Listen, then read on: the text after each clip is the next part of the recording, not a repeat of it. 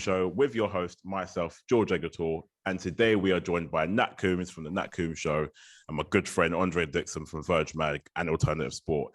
Guys, how are we? It's been a week since, the Bengals have defeated the mighty Kansas City Chiefs at home. And, the 49ers lost to the Rams. How are we feeling?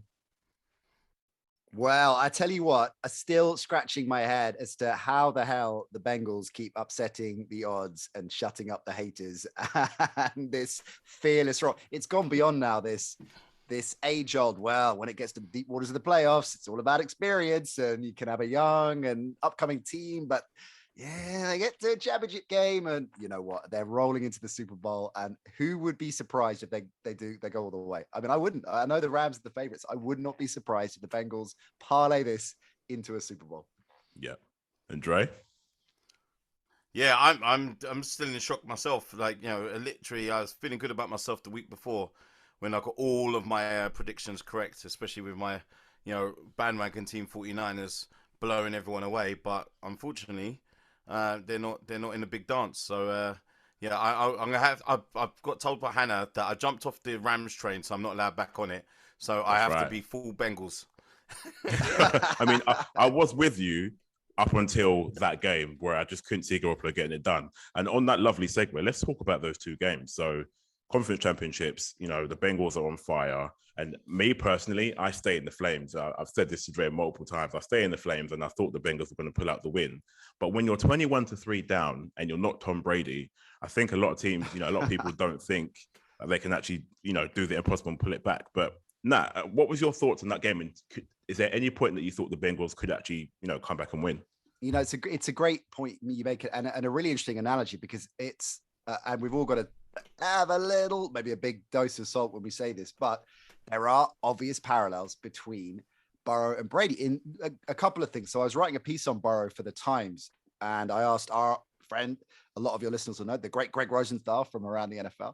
I asked him for a couple of takes on Burrow, right? And what are these attributes that make him such an efficient NFL quarterback? Because the jump from college to NFL isn't automatic, and he has just taken it completely in his stride despite the injury. Although actually on that point, a really interesting angle that Ben Isaacs on our show made was the fact that Burrow got injured was maybe an advantageous thing because obviously it was dependent on him coming back and fully fit, but which he has been able to do. But he had that breathing space to sit and watch and learn and just soak stuff in, which, as we know, with Mahomes sitting under Alex Smith at Kansas City and Rodgers, of course, with Favre, can be gold dust to a young quarterback. So I asked Greg, what is it about Burrow that he thinks makes him so special? And he said it's that innate pocket presence, that ability to keep a play alive just with a little deft movement, a little step up, a little step to one side, which of course is Brady's MO. Often, we know the way to get to Brady is to get down the middle. If you're coming from the sides, Brady will just step into the pocket, buy that extra split second and take you down. So Burrow's composure was really, really fascinating to watch. The fact that you said they were in this hole and he wasn't phased, I think is testament to his mindset and his mental strength. I think we saw that with quite a few times this season. I remember when Wink Martindale took a cheap shot at him, I thought, a cheap pop at him. The Burrow's attitude in the presser about that was quite relaxed, but also steely. And you just thought this quarterback is serious. He's young, but he is not phased by this. And he went out and played an absolute blinder against Baltimore. So Burrow's composure was one thing. And the other thing was the Bengals defense and the adjustments that Anarumo made in the second half. Really smart stuff that completely got in the head of Mahomes. And I think this Bengals defense is one of the more underrated narratives going into the Super Bowl. Absolutely. Would you say the same, Dre? Would you agree? Or did you think Kansas were going to run away with it at that point when it was 21-3 and nobody but Brady kind of brings back those kind of games? As much as I love Joey Cool, Joey B, Joey Burr, as everyone's calling him, for me, I feel that Joe Mixon isn't getting enough credit because Joe Mixon to me was the person who was like pretty much like the captain saying, all right, come on, we're going to keep on going. He's the person who's breaking through the ranks. He's the person that actually gave confidence. It's the equivalent to any one of our new NFL fans from Premier League football. It's that sliding tackle, that midfield sliding tackle in the middle of the field that gets the team going. That's right. Like, come on, let's go. We're not going to give this up. And I feel that Joe Mixon is the person. I mean, don't get me wrong, the composure that that Joey B had after was the guy's elite already. Which I don't know if it's too early to me to say that, but no, I think you're right. I definitely feel that Mixon was the one. I think it's a great. Sorry, just a great point on that, because I think they've got to get Mixon going against the Rams for obvious reasons in terms of the productivity that a ground game enables, and the fact they just can't be one-dimensional, but particularly against this Rams front. If they have to establish the threat of the run, otherwise it could be messy. So I agree. I think Mixon, again, an underrated part of this Bengals side. Yeah, and he wasn't too active in the first half. I mean, he closed out the game really well, getting the first downs and getting those yards that they needed. And you mentioned it as well, Nat. The defensive coordinator for the Bengals at halftime, whatever they did right, because switching to dropping 8 and rushing 3 with Hubbard on the spy and Mahomes completely changed the game. And I mean, for me, seeing what Kansas City normally do, I expected a better response. They had none. They had no response. And at that point, the game pretty much went one way only, with 21 unanswered points. So I know that you're short for time, so what we're going to do is we're going to look forward to the Super Bowl. Yeah. Obviously, it's played at SoFi Stadium. I don't know if any of you have seen ticket prices are through the absolute roof. But let's talk about the Super Bowl. Where do you think this is going to end up going? I mean, to be fair, this is one of the Super Bowls where I'm rooting for either side. I don't have a preference. Both guys are great. Stafford has a great story. I personally feel like the Lions, could have let him go a lot sooner because he is a top talent. And then you've obviously got Joe Burrow, who I don't know if you know this stat, but there's only been 2 other quarterbacks who have both won a college championship and a Super Bowl. And both their names begin with Joe Namath and Joe Montana. Yeah, so, of course. Yeah. So I'll start with you, Nat. Where do you see the Super Bowl going, and who would be your MVP for the game? Right. So that battle in the trenches is going to be key. And look, we know that this Bengals offensive line is porous, more sacks than any other in the league. Although it should be pointed out that isn't always on the line. That is often on the quarterback, right? And in, I think, the case of the Bengals, I think Burrow would be the first to admit it can't all be put on the line, that total. But it is clearly a mismatch there. And that poses a massive challenge for the Bengals, because when you've got this front, and it isn't just Donald, it's the whole shebang, right? Miller's now looking fit. You can't leave them one-on-one, right? So you have to add backup there.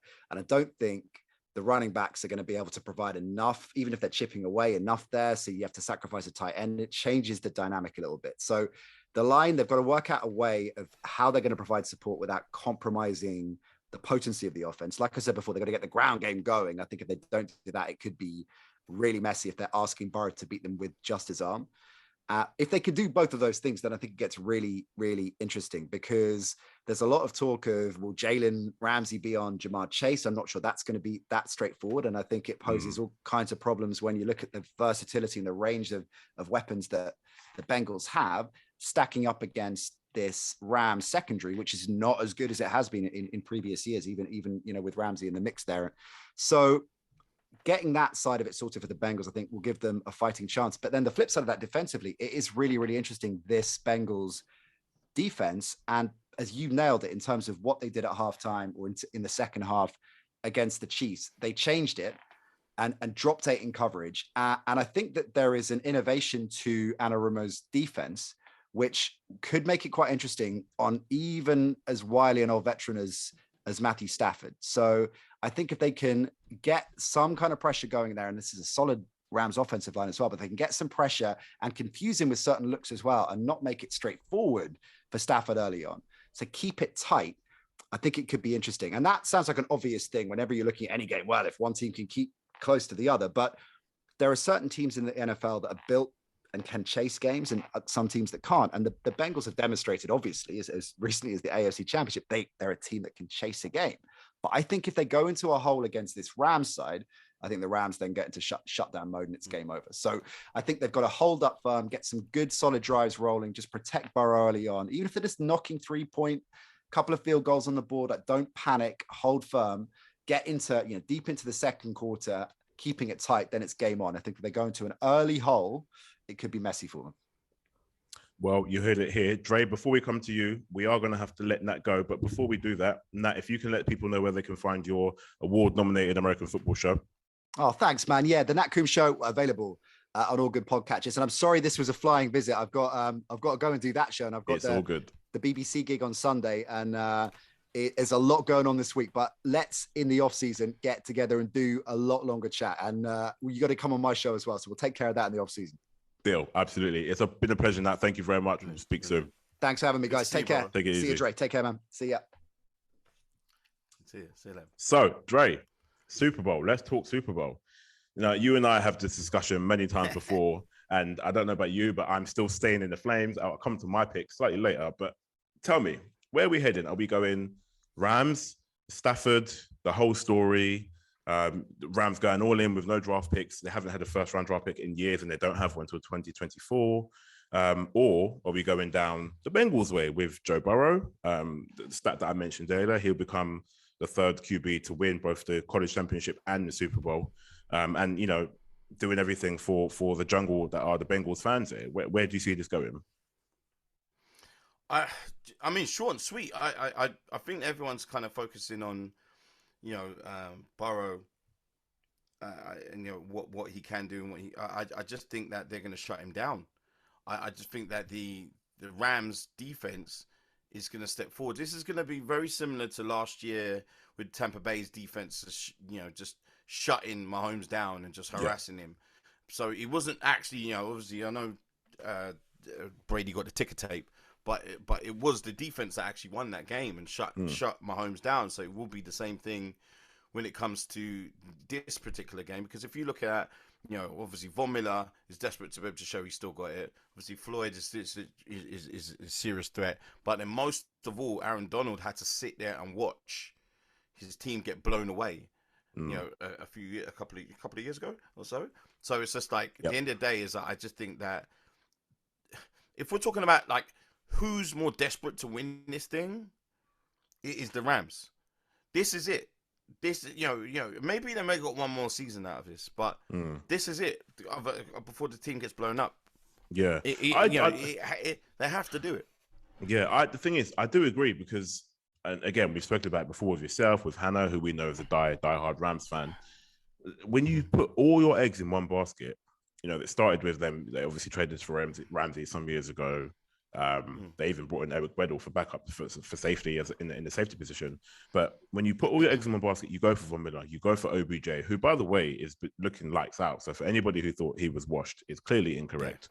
And to know you don't have a first round pick this year or next year, I guess the answer is you have to win now. And what a story it would be for the likes of Rams, Sean McVay, overcoming, beating Kyle Shanahan after losing to him so many times. But for me, I don't think they're going to do it. I think it's going to be a Bengals win. And I can't see.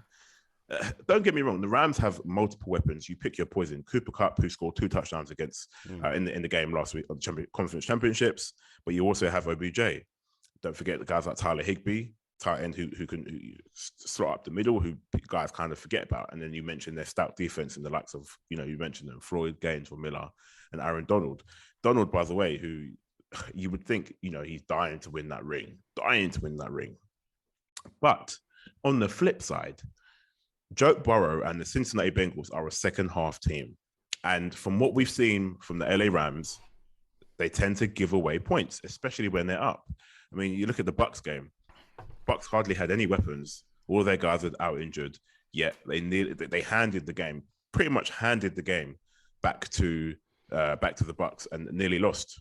So if you're going to do that against a team like the Bengals, who have weapons in Boyd, Higgins, Jamar Chase, 2 receivers of which went over 1,000 yards in the regular season, all under the age of 25, you pair that with guys like Joe Mixon, and obviously the quarterback that is Joe Burrow. I think for me, it's going to be, like Nat mentioned, it will be a tight game. But I can see the Bengals pulling this one out of the bag. And, a lot of people, a lot of the polls that I've seen have said to say it's about 45 to 50, 55 to 40. And previous to a couple of weeks ago, I was back and forth. But I think I've made my mind up. It's going to be the Bengals. Joe Burrow for my MVP, because I can see him doing what people think is impossible, becoming that third quarterback to win both college championship and the Super Bowl, and doing it all for the Cincinnati Bengals. I mean, 2 years ago, they were one of the worst teams in the league, and here they are. So Who would I you can't have down believe as that record's never been done. exactly? That's just a strange record never to Tell be me done. about it. And in terms of MVP, Wait a minute, doesn't what's his name? Doesn't what's his name? Reggie Bush, doesn't he count? Because he got the Heisman, and then didn't his team win the quarterback championship though. as well? He was a running back. Yeah. Oh, Mm. I see. Okay. Which is You know why- what? Like which this, is- like one thing I'll say: the NFL, like, Yeah. it always surprises me with all these different things that have happened, and it always like brings up a new stat that I'm like, oh my god, like I cannot Yeah. believe. Like it's only just obviously to recently, someone obviously won in their home ground. It's just like that's amazing. Look how Exactly. many years the NFL's been going. But Yeah. yeah.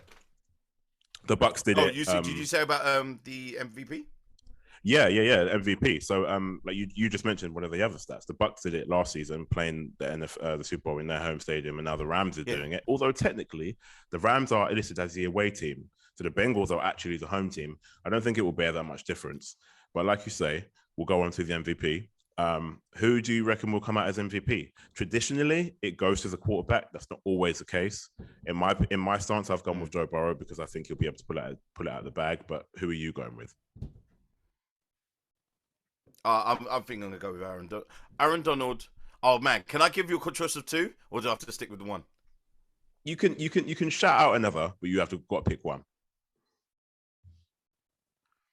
All right, because it's between Cooper Kupp and Aaron Donald. I think Aaron Donald. I think Aaron Donald's going to dominate. I think he's going to show why he's possibly like one of the best players, if not best player, and in the NFL. I definitely think that, because I haven't seen many people actually stop him. I've never seen him be kept quiet, and I just think that if you can let the Titans get to you 9 times? 9 times, that's right. Come on now, like, and you got Von Miller, and you got, come on, like, I just can't see this happen. However, I did say this about the Kansas City Chiefs the last time, and then you know, you as Nostradamus, and you actually predicted what was going to happen, and I'm still in disbelief in that. Let alone it being a comeback, and being a comeback, and then winning as well was like even more magnificent. But if I go with what I'm thinking over what I want to happen, I do want the Bengals to win. I do want Joey Burrow to win. You know, I do love the whole movement, and knowing where they were when it came to Wembley a few years ago, when we met some of their fans, and they were just like, our team sucks, but we're gonna travel and support them. Like, it was like a lot of like great fans that we met there. So I do want them to win, but my head is just saying like, you're not gonna, if you can't stop, then I think that these guys are gonna make sure that they shut him down. And plus, they got a better backfield as well. You got Jalen Ramsey.